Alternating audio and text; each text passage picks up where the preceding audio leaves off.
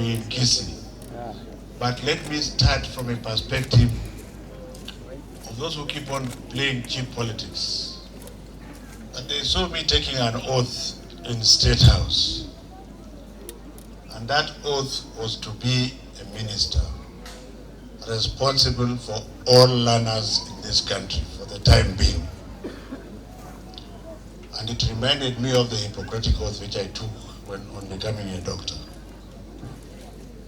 So when I'm heading the Ministry of Education, ladies and gentlemen, for the avoidance of doubt, it shall not be under my watch that I see my staff and teachers joining what I call stupid partisan politics.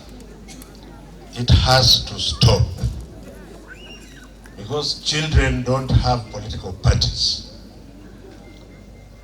And I would want those who are tempted, you can still support parties privately, but do not go on a public display that you support this party and that party and that party. My party is the party of Kenyan children, full stop. And we shall continue to support those children. Because as far as the numbers of children are concerned, Bungoma is number 1, Kakamega is number 2, and Kisii is number 3. Kisii County, Nyamira was the first to complete the CBC classrooms 3 months ago, 100%. Kisii County completed 6 weeks later, 100%. But I'm very proud that we have looked at these classes, we have inspected them, and countrywide, the Nyanza region as a whole completed about 4 weeks. So, in the whole of the Nyanza region, the classrooms are 100% completed. The whole of the northeastern region, they are 100% completed. Rift Valley region, which is the biggest, which has 1,705 classrooms, it's more or less completed because we are waiting for 5 classrooms to be done. West, which is actually the boil in the wrong place. Kakamega is completed. Vihiga is completed. We have 2 classrooms in Butula.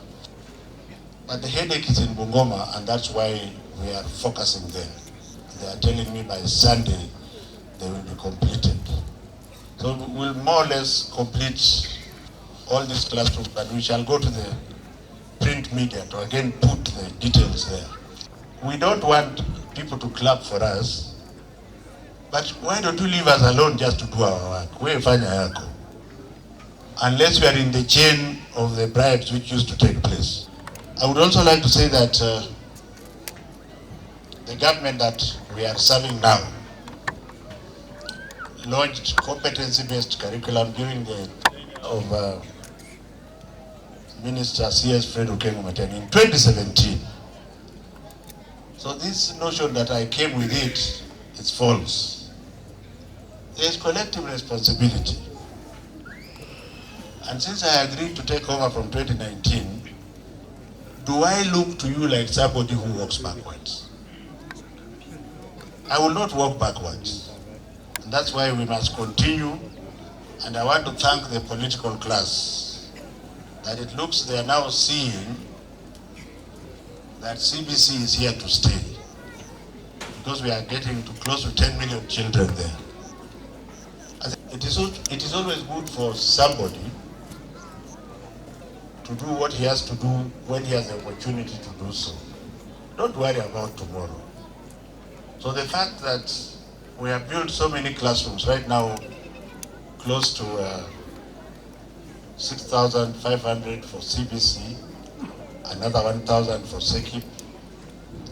I am deeply touched that in Kisii here, through other civil workers like myself, we are going to build an excellent primary school, which I have been told will conform to the competency-based curriculum.